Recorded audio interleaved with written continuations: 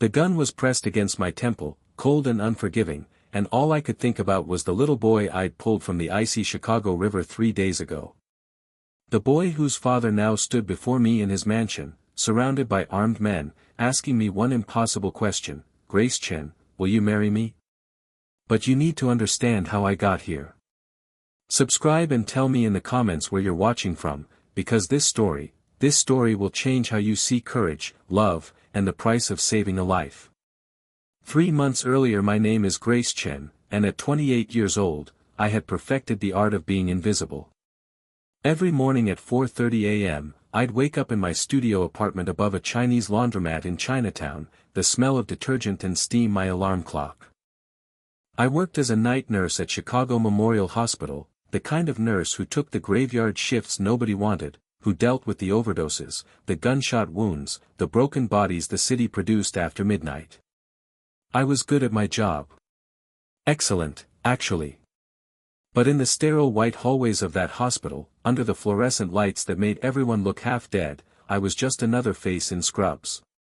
Forgettable. Dispensable. A name on a badge that doctors mispronounced and patients forgot by morning. My parents had wanted me to be a surgeon. Dr. Chen, they'd say with pride, imaging me in a white coat with my name embroidered in gold. Instead, I was Grace Chen, RN, working 12-hour shifts for $32 an hour, sending half my paycheck back to them because my father's restaurant was struggling and pride wouldn't let them ask for help. But I didn't mind the invisibility. In Chicago's Chinatown, being invisible kept you safe. It meant the gangs didn't notice you. The corrupt cops didn't shake you down. The neighborhood gossips didn't make you their next target. Being invisible meant survival. That Tuesday in October, everything changed. I was walking home after a brutal shift, exhausted down to my bones, taking my usual shortcut along the Chicago River. The sun was just rising, painting the water in shades of orange and pink, and for a moment, just a moment, I let myself imagine a different life. One where I wasn't tired all the time. Where I mattered to someone. Where I was seen. That's when I heard it. Splashing. Desperate, frantic splashing. And then a child's scream, cut short by water. I ran to the edge of the riverwalk and saw him, a little boy, maybe 6 or 7 years old, thrashing in the icy water, already going under. His small hands clawed at the air, his mouth opened in a silent scream before water filled it. No one else was around. Just me and this drowning child. I didn't think. I just jumped. The cold hit me like a physical blow, stealing my breath, turning my limbs to lead. But I pushed through it, swimming toward the boy with everything I had. He went under once, twice, and I dove, grabbing his jacket, pulling him up, dragging us both toward the concrete wall. He wasn't breathing. I hauled us both out of the water, my nursing training taking over. I tilted his head back, checked his airway, started CPR.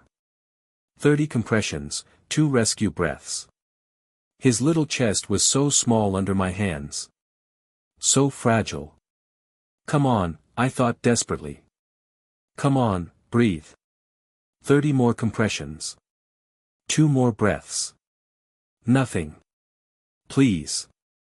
I was crying now, water and tears mixing on my face. Please don't die. And then he coughed. Water spilled from his mouth, and he gasped, his eyes flying open, terrified and disoriented. It's okay, I whispered, holding him close, feeling his small body shaking against mine. You're okay. I've got you. That's when I heard the footsteps. Heavy boots, multiple people, running toward us. I looked up and saw them, 5 men in dark suits, all wearing the same grim expression, all moving with the dangerous coordination of trained killers.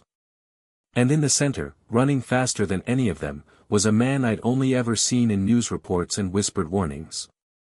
Matteo Castellano. Head of the Castellano crime family. The most feared man in Chicago's underworld. And apparently, the father of the child I'd just saved. He dropped to his knees beside us, his hands shaking as he reached for the boy. Up close, I could see he wasn't what I expected. Yes, he was intimidating, over 6 feet tall, broad-shouldered, with dark hair and darker eyes that had seen too much violence. But in that moment, those dangerous eyes were filled with naked terror. "Leonardo," he breathed, his voice breaking. "Figlio mio. Leonardo. His son." The boy reached for his father, and Matteo pulled him into his arms, crushing him against his chest, his eyes squeezed shut. I saw his lips moving, prayers maybe, or promises, in rapid Italian I couldn't understand. Then his eyes opened and locked on mine. I should have been afraid. Every survival instinct I had was screaming at me to run, to disappear back into my invisible life before this man decided I knew too much. But I couldn't look away. "You saved him," Matteo said, his voice rough with emotion. "You jumped into the river and you saved my son." "I'm a nurse," I said, my teeth chattering from cold. "It's what I do." "What's your name?" "Grace. Grace Chen." He stared at me for a long moment, like he was memorizing my face. "Grace Chen," he repeated slowly. "I owe you a debt. A life debt. Do you understand what that means in my world?" I didn't. But something in his tone made my skin prickle with warning. "I don't want anything," I said quickly. "I'm just glad he's okay. I should go.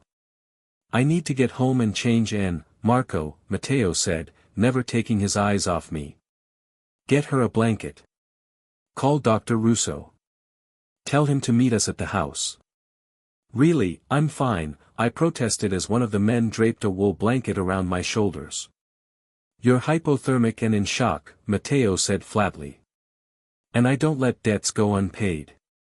You're coming with us." It wasn't a request.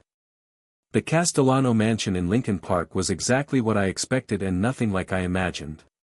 Yes, it was opulent, all marble floors and crystal chandeliers and artwork that probably cost more than my entire apartment building. But it was also a home.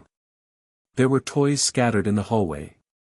Children's drawings on the refrigerator.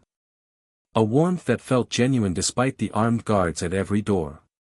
Dr. Russo, a kind-faced man in his 60s, checked both me and Leonardo over. The boy was fine, remarkably so, thanks to immediate CPR. I had mild hypothermia and bruised ribs from the compressions, but nothing serious. "You should rest here tonight," Dr. Russo said. "Your core temperature needs to stabilize." "I can't," I said. "I have work tomorrow night." "I need to. You saved my son's life," Matteo interrupted, appearing in the doorway. He'd changed out of his wet clothes into dark jeans and a black sweater that somehow made him look even more dangerous. "The least you can do is let me ensure you're fully recovered." "Mr. Castellano, Matteo," he corrected. "You pulled Leonardo from death. You don't get to be formal with me anymore." I didn't know what to say to that. "There's a guest room prepared for you," he continued. "Clothes in your size. Whatever you need. Please, Grace. Let me do this much." There was something in his voice, a vulnerability underneath the command, that made me nod. I woke up 12 hours later in a bed so comfortable I thought I was dreaming. Sunlight streamed through gauze curtains, and for a moment, I forgot where I was. Then I remembered, the river, Leonardo, Matteo's dark eyes watching me like I was a puzzle he couldn't solve. I found clothes laid out for me, soft cashmere, designer labels, everything fitting perfectly.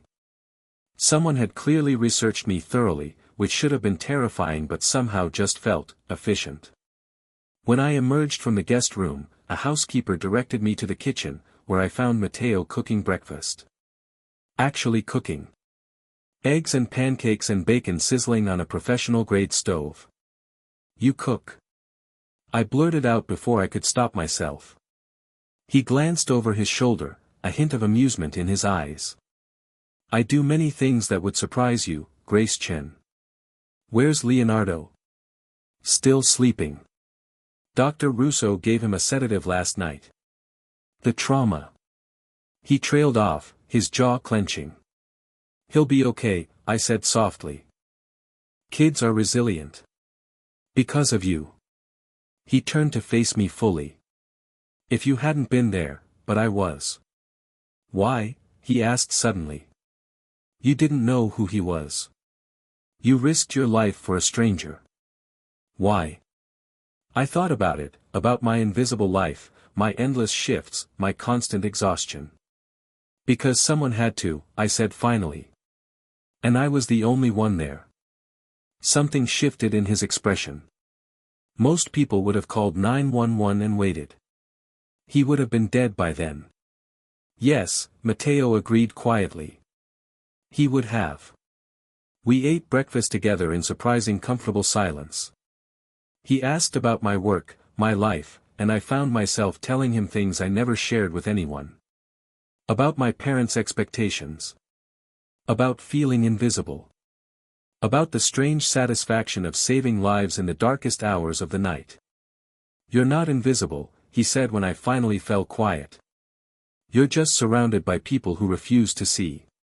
The words hit me harder than they should have.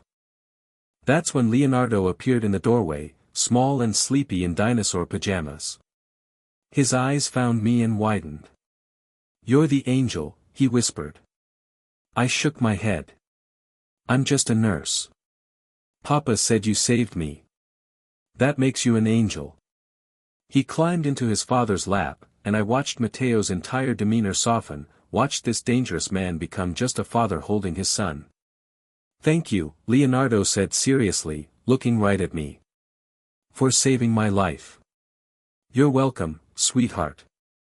"Will you stay?" he asked. "Papa says you have to go home, but I want you to stay." Matteo's eyes met mine over his son's head, and I saw something there that made my breath catch. Not just gratitude. Something deeper. More dangerous. "I have to go to work," I said gently. "But maybe I can visit sometime." Leonardo's face lit up. "Promise?" "Promise." I didn't know it then, but that promise would change everything. Matteo insisted on having his driver take me home. As we pulled up to my modest apartment building, the contrast between his world and mine couldn't have been more obvious. But before I could get out, he handed me a card. Simple, elegant, just a phone number embossed in black. "Anything you need," he said. "Anything at all. You call this number." "Mr. Castellano, Matteo," he insisted. "And Grace? You're under my protection now. Whether you want it or not." "What does that mean?" His expression turned serious. "It means no one in this city will touch you. It means you're family now. Do you understand?" I didn't. But I took the card anyway. 3 weeks passed. I went back to my normal life, my invisible existence of night shifts and exhaustion. But something had changed. Patients seemed to listen more. Doctors started consulting me. My supervisor mentioned a promotion. I didn't understand it until Maria, a veteran nurse, pulled me aside. "Grace," she whispered. "Is it true? Did you really save Matteo Castellano's son?" Ice flooded my veins. "How do you know that?" "Everyone knows. The whole hospital knows. Half of Chinatown knows." She gripped my arm.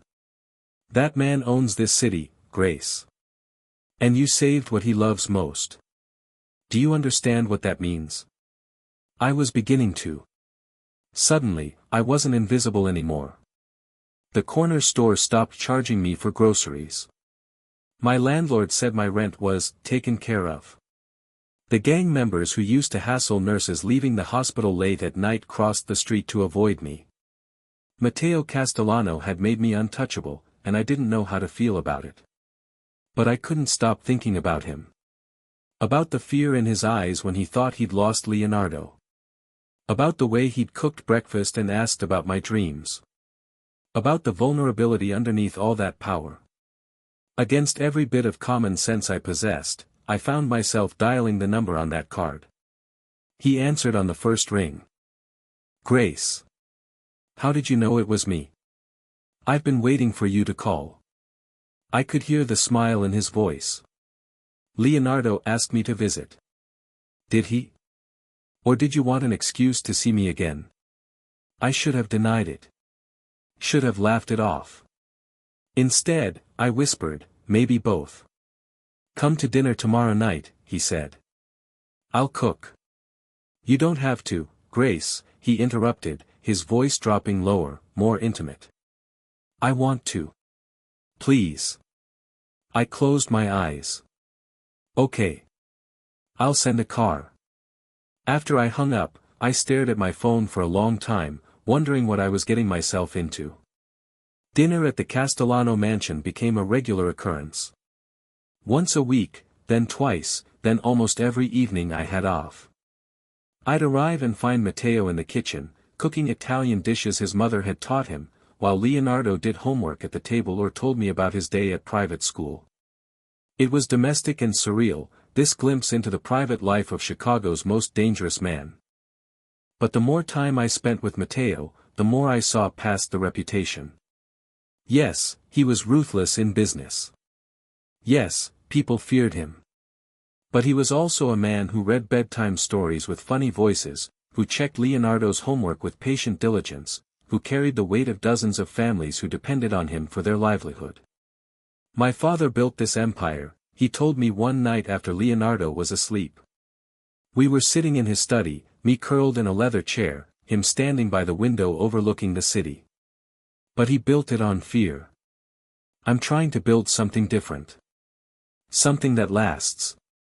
What's different? I asked. Loyalty. Respect. Protection. He turned to look at me. My people, they're not soldiers. They're families. Mothers and fathers and children. They chose this life because legitimate business shut them out, because the system failed them. So I protect them. I make sure their kids go to good schools, that they have healthcare, that they're safe. Like a godfather, I said, then immediately wished I hadn't. But he laughed. Exactly like that. Though considerably less theatrical. And the violence? The crime? His expression sobered. I won't lie to you, Grace. There's blood on my hands. Men I've killed because they threatened my people.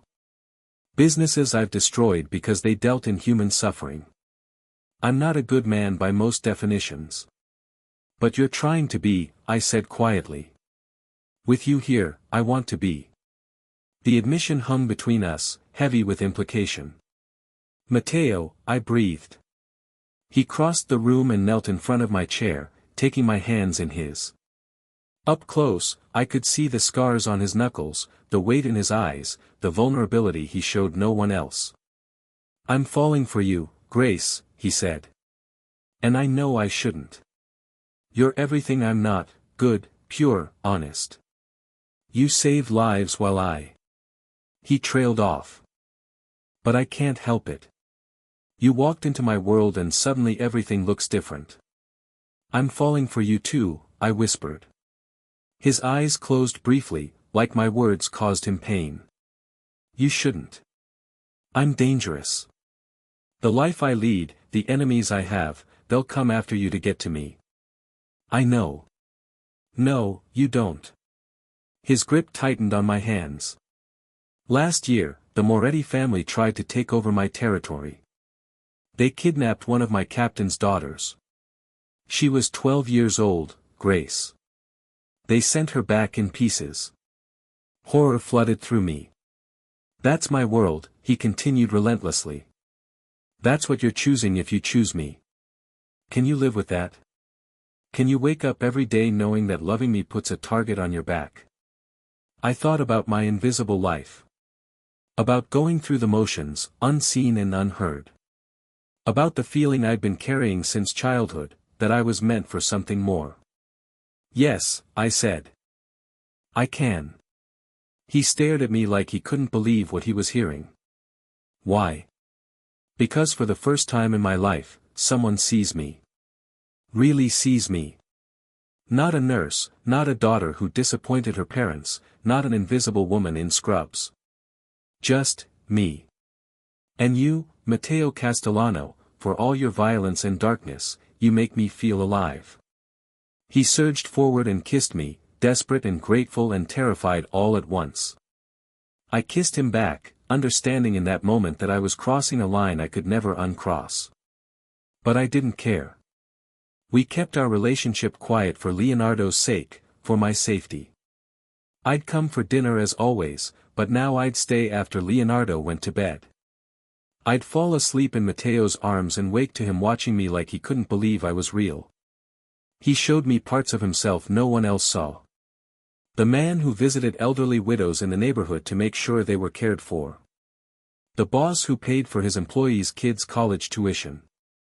The son who still visited his mother's grave every Sunday with fresh flowers. And I showed him my world too. I brought him to the hospital one night, let him see what I did, the lives I saved. He watched me work with quiet intensity, and later he said, "You're a different kind of warrior, Grace Chen." For 6 weeks, we existed in our private bubble. But bubbles always burst. I was leaving work one morning when I noticed the car following me. Black sedan, tinted windows, staying exactly 3 cars back. My heart started hammering, but I forced myself to stay calm, to keep walking like I hadn't noticed. I pulled out my phone and dialed Matteo's number. He answered immediately. "Grace? What's wrong? Someone's following me. Where are you?" His voice turned deadly calm. "Walking toward my apartment from the hospital. Black sedan, no plates. Get somewhere public. Now. Stay on the phone with me." I ducked into a 24-hour diner, sliding into a corner booth where I could watch the door. My hands were shaking so badly I could barely hold my phone. "I'm in the diner on State Street," I whispered. "I know it. I'm sending people. They'll be there in 5 minutes. Grace, listen to me very carefully. Do not go anywhere alone. Do not trust anyone who approaches you.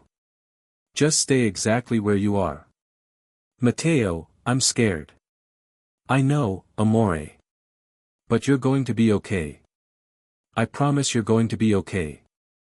His men arrived before the black sedan did. 4 of them, dressed like ordinary businessmen but moving with lethal purpose. They surrounded me, a human shield, and escorted me to an armored SUV. Matteo was waiting at the mansion, pacing like a caged animal. The moment I walked through the door, he pulled me into his arms, holding me so tightly I could barely breathe. "I'm sorry," he said into my hair. "I'm so fucking sorry. I should have protected you better." "Who were they?" His jaw clenched. "The Moretti family. They've been watching us. They know about you now." Fear turned my blood to ice. "What do they want?" "Me," he said flatly. "They want my territory, my business, my life. And now they know that hurting you would hurt me more than anything else they could do. So what happens now? Now you stay here, under my protection, until I handle this. I can't just hide. I have work, responsibilities, Grace." He cupped my face in his hands. "They will kill you. Not quickly. Not cleanly. They'll take you and make me watch while they destroy you piece by piece. I can't let that happen. I won't." I saw the terror in his eyes, the same terror from the day I pulled Leonardo from the river. "Okay," I whispered. "I'll stay." 3 days later, the attack came. I was in the garden with Leonardo, helping him build a fairy house out of sticks and stones. His laugh was pure joy, untainted by knowledge of the darkness surrounding his world. That's when I heard it. Gunfire. Coming from inside the house. My nurse training kicked in immediately. I grabbed Leonardo and ran, heading for the pool house where Matteo had shown me the panic room. But we never made it. A man stepped out from behind the rose bushes. Tall, scarred, with eyes that held no humanity at all. He pointed a gun at Leonardo's head. "Well, well," he said in accented English. "Matteo's son and his little nurse girlfriend. Today must be my lucky day." "Run, Leonardo," I said quietly. "Don't," the man warned. "Or I shoot the lady." "Your choice, kid." Leonardo's small hand gripped mine. "I won't leave Miss Grace." My heart broke and swelled at the same time. "Smart kid," the man said. "Now both of you, move." Slowly. He marched us toward the gate, where a van was waiting. I could hear more gunfire from the house, shouting, chaos. Matteo's men were fighting, but they'd been caught off guard. This was planned. Coordinated. And we were going to die. Unless. I waited until we were close to the van, until the man's attention was divided between us and the chaos behind us. Then I moved. I'd taken self-defense classes in nursing school. I knew the vulnerable points, the pressure points, where to strike to disable quickly. I drove my thumb into his eye socket with all my strength. He screamed, the gun wavering. I grabbed Leonardo and ran, heading for the dense trees at the edge of the property. "Stop," the man roared behind us. A shot rang out. I felt the bullet tear through my shoulder, hot and shocking, but I didn't stop. Couldn't stop. Leonardo was crying, terrified, but I kept running, ignoring the blood soaking my shirt. We made it into the trees. I found a hollow beneath a fallen log and shoved Leonardo inside. "Stay here," I gasped. "Don't move. Don't make a sound. No matter what you hear. Miss Grace, you're bleeding, I'll be fine. But I need you to be brave for me. Can you do that?" He nodded, tears streaming down his face. I kissed his forehead, tasting salt and fear, and whispered, "Your dad will find you. I promise." Then I ran in the opposite direction, leaving a trail of blood, drawing the hunters away from the boy I'd sworn to protect. I made it maybe 100 yards before they caught me. The scarred man tackled me to the ground, his fist connecting with my face. Pain exploded through my skull, but I fought back, scratching, biting, refusing to go down easy. "Stupid bitch," he snarled, pressing the gun to my temple. "You should have just come quietly. Where's the fun in that?" I spat blood at him. He laughed. "Matteo picked a fighter. Good. You'll last longer." That's when I heard it. A sound I'd never heard before but recognized instantly. Matteo's rage. It wasn't a shout. It was deeper than that, primal, the sound of a man who'd lost everything and found it again and would destroy anyone who threatened it. The scarred man turned just in time to see Matteo emerge from the trees. There was no negotiation. No clever dialogue. Matteo simply raised his gun and fired, one shot, clean through the scarred man's skull. Then he was beside me, hands shaking as he checked my wounds. "Leonardo," I gasped. "In the trees. Hidden log. Safe. Marco." Matteo shouted. "Find my son. Northeast trees, hollow log." Then his attention was back on me. "Stay with me, Grace. Do you hear me? Stay with me." The bullet went through, I managed. Missed the bone. "I'll be okay. You're going to be more than okay." His voice was fierce. "You protected my son. You saved him again. His voice broke. "You're everything, Grace Chen." I reached up with my good arm and touched his face. "I love you, Matteo Castellano." "I love you too," he whispered. "Which is why what I'm about to ask you is completely insane. That's how I ended up here.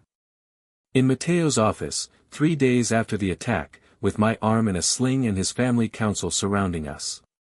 Leonardo was safe. The Moretti family was handled. I didn't ask for details. But now I stood before 12 of the most dangerous men in Chicago, and Matteo held my hand like a lifeline. Grace Chen saved my son twice, Matteo announced. She's proven her loyalty, her courage, and her worth. She's under my protection, and she will be until the day I die. The men nodded. In this world, that kind of debt was sacred. But that's not enough, Matteo continued. He turned to me, and I saw vulnerability and hope and terror in his eyes. Grace. I know we've only known each other 3 months. I know this is crazy and fast and probably the worst decision I could make for you. But I'm asking anyway. He got down on one knee. The entire room went silent. I love you, he said simply. You walked into my life by accident and became my purpose. You saved my son, saw past my reputation, and chose me despite everything I am. You're brave and strong and so damn beautiful it hurts to look at you. He pulled out a ring. Simple platinum band with a single diamond. Classic. Timeless. Grace Chen, will you marry me? Will you be Leonardo's mother and my wife? Will you let me spend the rest of my life trying to deserve you? I looked at the ring. At Matteo. At the circle of dangerous men watching us. I thought about my invisible life. About the woman I'd been 3 months ago. About the choice I was making now. Yes, I said. The word hung in the air for a heartbeat. Then Matteo was on his feet, pulling me into his arms, kissing me while his family council erupted in applause. You're insane, I whispered against his lips. I know, he said. But you love me anyway. I do. Epilogue. 1 year later I stand in the kitchen of our home, not the mansion but a brownstone we bought together, watching Matteo teach Leonardo how to make pasta from scratch. Flour dusts both their faces, and their laughter fills the house. I still work at the hospital, but now I run the trauma unit. Matteo made sure of it, not through threats but through a substantial donation that came with one condition, that Grace Chen be promoted based on her undeniable merit. The Castellano family accepted me not just because I saved their heir, but because I proved I belonged. I run the family's legitimate medical businesses now, overseeing clinics in underserved neighborhoods, making sure the people Matteo protects have access to the healthcare they deserve. I'm not invisible anymore. I'm Grace Castellano, wife of Matteo, mother to Leonardo, and in 3 months, mother to our daughter, Lucia. The life debt Matteo thought he owed me. He's been paying it every day with love, with respect, with partnership. But the debt I owe him is greater. He gave me a life worth living. A family worth protecting. A purpose beyond survival. Mama. Leonardo calls. Come see. I made your favorite. Matteo looks up from the stove, his eyes finding mine across the room. In them, I see everything we've survived, everything we've built, everything we still have to protect. He mouths 3 words, I love you. I mouth them back. Because sometimes the most dangerous choices lead to the most beautiful destinations. Sometimes jumping into icy water to save a stranger changes your entire world. And sometimes, the man the whole city fears is exactly the man you need. This is my story. A story of courage, of choosing love over safety, of finding family in the most unlikely places. If it touched your heart, share it with someone who believes in second chances. Share it with someone who needs to remember that being seen, truly seen, is worth every risk. Until next time.